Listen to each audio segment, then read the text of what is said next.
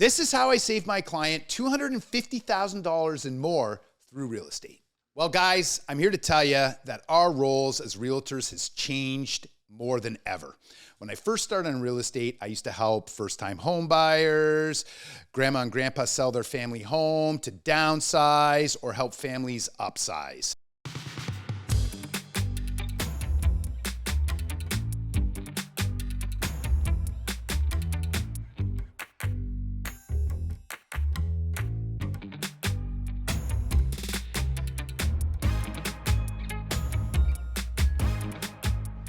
Now more than ever, I'm not just a real estate agent, I'm also a real estate advisor. Because right now, there's people not just buying their family home, they're buying investment properties. And a lot of people not just buying 1, 2, 3, 4, 10 investment properties. So it's our job as realtors now to be advisors. And I'm the first person to advise someone not to sell their house. So let me tell you a little story about Nancy. Nancy owned a bungalow in the North End, and Nancy had called me to come by and give her an evaluation on her home. So I went and saw Nancy, and Nancy had actually already met with another realtor, but her friend said, you got to call Sean, have a chat with Sean, just understand what's going on. So meeting with Nancy and talking to her about what her needs were.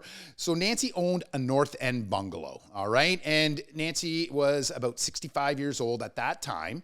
And we went through the market data and the analysis of the property. And right then at that point, her house was worth roughly about $330,000. So I talked with Nancy and I said, Nancy, why are you selling? Well, Sean, the property's too much work for me now, the maintenance of the property. I said, okay, fair enough, a little bit of maintenance issues. But I said, Nancy, do you like your home still? Sean, I love my home. I don't really want to move. It's just becoming a little too much for me. Well, so further conversation with Nancy, we discussed a few things. And I said, well, you know what?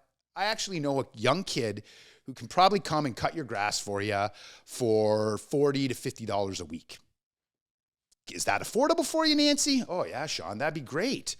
I said, so if we kind of had this gentleman take care of your property for you, make everything a little more manageable, do you think you could carry on here? Yeah, for sure. But Sean, why am I not selling now? Well, you know what, Nancy? We're experiencing something in the real estate market right now that prices are rising. And I do think, Nancy, that there is going to be a huge increase in your value over the next number of years. I said, do you need money or like out of your asset to kind of live? No, absolutely. Nancy said, nope, that's not the case. It was just maintenance issues. So after further discussion with Nancy, we determined that she should not sell her house. She should keep her house. And we got the lawn care maintenance guy. And Nancy and I would touch base over the next 5 years. Well, then it got to the point where the market was fueled and firing. So Nancy had actually called me and said, Sean, what do you think? I think it's time.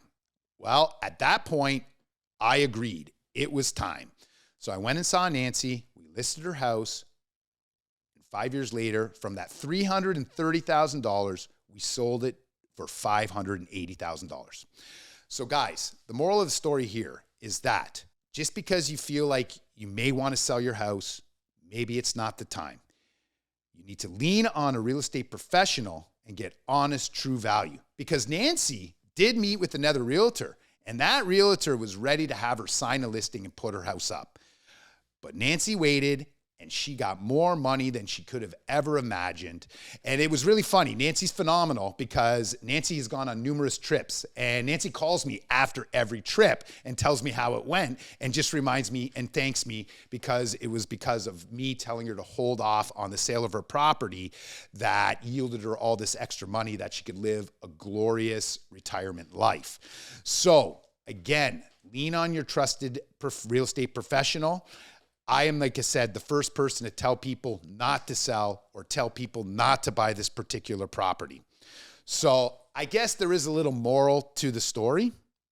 The moral to the story is just because you want to do something, maybe it's not the time to do something.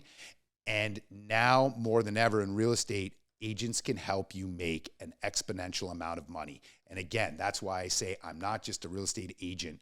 I'm a real estate advisor, kind of like a financial advisor advises you on your financial activities, where to invest your money. Well, us as realtors now can advise you on where to put your money into properties, how to build the most amount of equity.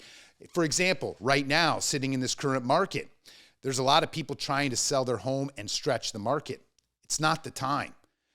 But we do know rates will go down in the next year and a half, maybe 2 years. And as soon as rates go down with our supply issues, prices are going to skyrocket. So therefore, I'd advise one of my sellers who just has a house to sell, who's not re-entering the market, to just be patient and wait. It's not like the 80s. In the 80s, people were scared that they were never, ever going to get the money out of their house. Now we know you are. So thanks a lot. And don't hesitate to contact the Davids and DeLaat real estate team for any expertise, professional advice when coming to buying or selling.